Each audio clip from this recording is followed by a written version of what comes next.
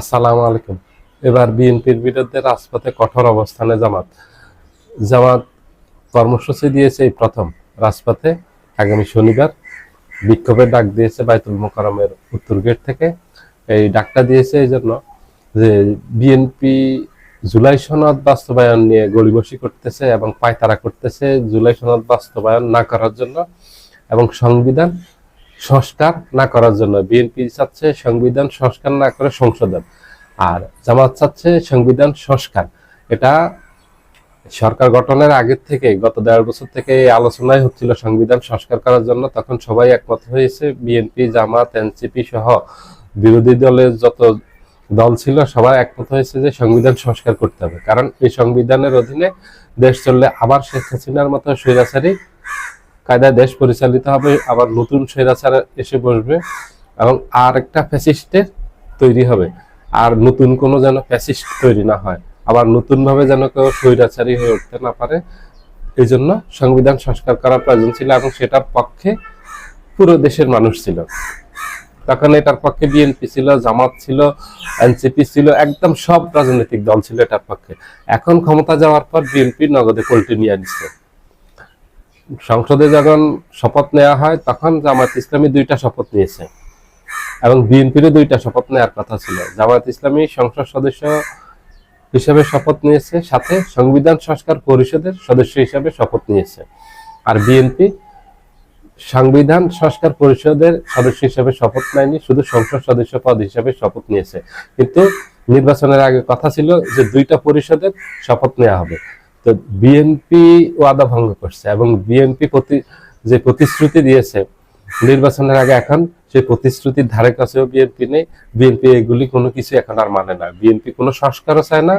নির্বাচনের আগে যে বিএনপির বিরুদ্ধে অভিযোগ উঠছে গুরুতর, যে বিএনপি কোনো সংস্কার চায় না, তখন নাহিদ ইসলাম, জামায়াত ইসলামী সহ সবাই বলছে, তখন বিএনপি কথা অস্বীকার করছে যে না, আমরা সংস্কার চাই। তারা কয়েকটা ব্যাপারে নোট অফ ডিসেন্ট দিয়েছে, ওগুলি বাদ দিয়ে আর বাকি সংস্কারগুলি চায়। এখন দেখা গেছে বিএনপি কোনো সংস্কারই চায় না। বিএনপি সংবিধান সংস্কার তো চায় না, সংবিধান কিছু সংশোধন করবে এই, আর কিছু না, নামকাও আসতে। এক কথা হলো বিএনপি সংবিধান সংস্কারের পক্ষে না, জুলাই সনদ বাস্তবায়নের পক্ষে না, দেশে কোনো ধরনের পরিবর্তনের পক্ষে না, বিএনপি পুরনো ব্যবস্থার পক্ষে।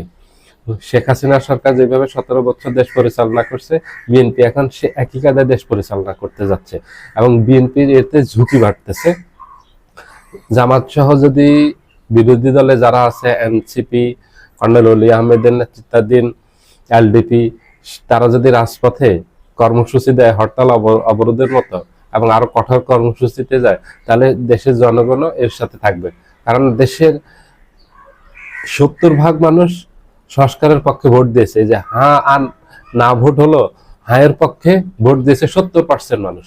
এই 70% মানুষ রাজপথে নামবে জামাত এনসিপির সাথে, তাদের পক্ষ হয়ে। 70% মানুষ চায় যে হ্যাঁ ভোট যেই কারণে দিয়েছে সেই পরিবর্তন যেন হয়, সেই সংস্কার যেন হয়, দেশে যেন পুরনো আর কোনো পেশিবাদী ব্যবস্থা কায়েম না হয়, ঘুষ, দুর্নীতি, লোপাট এগুলি যেন বন্ধ হয়, ঋণ খেলাপি যেন বন্ধ হয়, দেশের সম্পদ বিদেশে পাচার করে আবার বেগম পাড়া তৈরি করবে নতুন করে, এগুলি যেন বন্ধ হয়, সন্ত্রাস, চাঁদাবাজি, টেন্ডারবাজি, দখলবাজি এগুলি যেন বন্ধ হয়, দেশে যেন মানুষ শান্তিতে শৃঙ্খলা বসবাস করতে পারে। এই সংস্কার হলে এই কাজগুলি হবে। 1 নম্বরে হবে দেশ থেকে একেবারে প্রশাসন থেকে ঘুষ, দুর্নীতি এগুলি উঠে যাবে, আর কোনোভাবে দুর্নীতি করা যাবে না, ব্যাংক লোপাট করা যাবে না। আওয়ামী লীগের সময় $234 বিলিয়ন বিদেশে পাচার হয়েছে। দেশের টাকা, দেশের সম্পদ আর বিদেশে পাচার হবে না। সন্ত্রাস বন্ধ হবে, চাঁদাবাজি বন্ধ হবে, দখলবাজি বন্ধ হবে, টেন্ডারবাজি বন্ধ হবে, মানুষ শান্তিতে সমাজে বসবাস করতে পারবে। এখন বিএনপি চাচ্ছে না কোনো পরিবর্তন। বিএনপি ওই শেখ হাসিনা কত সেই শাসনে চাচ্ছে। বিএনপি নতুন করে স্বৈরাচার হয়ে উঠতেছে, বিএনপি সেই পথে অগ্রসর হচ্ছে। বিএনপি এখন যত কিছু আছে সবকিছু সংবিধানের দোহাই দিচ্ছে আর সংসদের দোহাই দিচ্ছে, কারণ সংসদ এখন বিএনপির নিয়ন্ত্রণে, মেজরিটি বিএনপির, 1/3 মেজরিটি, ওই জন্য। এবং তারা সংবিধানের দোহাই দিচ্ছে সবকিছুতে, কারণ হলে এই সংবিধান দিয়েই তারা তাদের উদ্দেশ্য, যে অসৎ উদ্দেশ্য আছে সেটা চরিতার্থ করতে পারবে, হাসিল করতে পারবে। তাদের যে লক্ষ্য উদ্দেশ্য আছে সেটা তারা এই সংবিধান দিয়ে বৈধতা অর্জন করবে, এটার জন্য সংবিধানের পরিবর্তন চায় না বিএনপি। এক কথা হলো ফ্যাসিবাদী ব্যবস্থা চায়, পুরনো সেই ধান্দাবাজির ব্যবস্থা চায়, যে ব্যবস্থার বিরুদ্ধে জনগণ ভোট দিয়েছে, বিএনপি সেটা চায় না। সবাই ভালো থাকবেন, আল্লাহ হাফেজ।